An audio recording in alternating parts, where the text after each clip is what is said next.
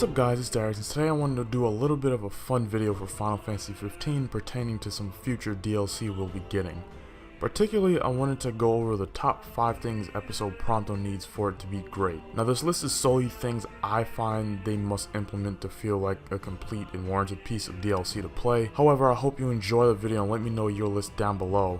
But without any more waiting, let's get into it. Number 1 for me has to be that the gameplay needs to be drastically different from the main game. This is one thing on my list that I have a lot of confidence in them doing because they did a pretty good job making episode Gladiolus feel pretty different, even though he was wielding a weapon that we could already use in the main game ourselves. They need to meet that same feeling of different gameplay feel or more in this episode. Implement an FPS mode and make Prompto be able to slow down time while aiming down sights. Give him awesome finishers like having a McCree-like multi-kill that happens really quickly. I don't know. Whatever it is, just make him really fun to play and have it be unique just like he is himself.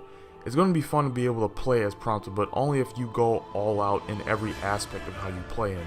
Number 2 is please add more gems in the collection of music we already have in this awesome game called Final Fantasy 15. I love the fact that we have access to such awesome songs from past FFs, coupled with some amazing pieces that are already original to the game. But episode Gladiolus did this for me by adding one of the best songs in Final Fantasy 15 with just the opening menu theme itself. If you are not familiar with the theme or have forgotten what it sounds like, you're hearing it in the background right now. I'm a huge fan of OSTs in general, so more music is definitely welcome, especially for those really emotional scenes. Number 3 is that content that's transferable to the main game needs to be something that we see more in this DLC. This is one place I feel as though episode Gladiolus really lacked. Going into it, I expected for there to be more mementos you'd be able to bring over into the main game from the DLC. Sure, you can transfer over the Genji blade you receive at the end of the DLC, as well as the rugged attire costume achieved from scoring 500,000 points in score attack mode, but that's really it. I want even more costumes, even more weapons, accessories, added voice lines, maybe even add in some random side quests that reference back to whatever is about to happen to Prompto in this DLC if possible. I just want the feeling that whatever takes place in this DLC really did happen to him, and it was something that affected him, and that we can really see it visually in the game once we're done. Number 4 is that the story needs to be on the same level as Prompto's episode in Final Fantasy 15 Brotherhood. The consensus around the 15 community is that without a doubt, Prompto's episode was probably the best out of anyone else's episode in the series. Now of course this is subjective to the viewer, however there are concrete reasons why Prompto's episode was the best. The one that stands out the most is that his story is just straight up sad and depressing from the get-go. Like, spoilers ahead, but honestly you've had a while to play this game and watch the anime.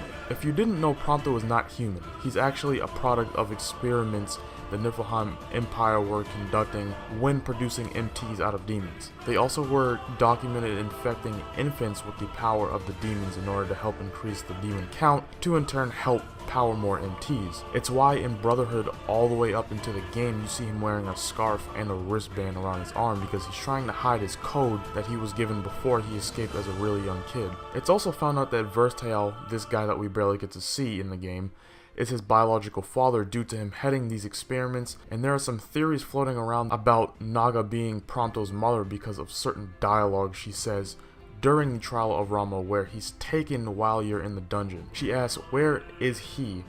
and if you know anything about him. Almost like she cares about whoever he is and wants to find him because she misses him. Honestly, I find this theory to be very fascinating simply because of the fact that it's crazy, but it makes sense within the world of 15.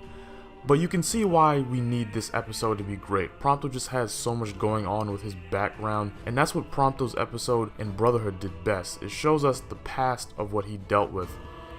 And Square, you honestly just need to do more of that. Much more of it. Number 5, this sort of ties into number 4, but I wanted this to be numbered because I feel like this is obviously something that absolutely needs to be a focus in this DLC, and that is answering questions. What happened to Prompto exactly when he was being experimented on in the Niflheim Empire? Who was his mother for sure? Who was the one giving him food during his young chubby age when he was by himself? What did he do when he was by himself for 10 years away from the only people who thought of him as normal? Those and so much more need to be answered in this DLC, and I think Tabata knows that. At least I hope he knows that. Well, that's it for this video, guys. I hope you enjoyed this countdown. Again, let me know down in the comment section what you want from this DLC and whether or not you agree with me on some of my requests. If you enjoyed the video, drop a like, subscribe for more of FFXV and episode Prompto videos coming in the future. Feel free to even hit the bell button next to the sub button so you can always see when my videos are uploaded. And I'll see you guys next time. Thanks for watching.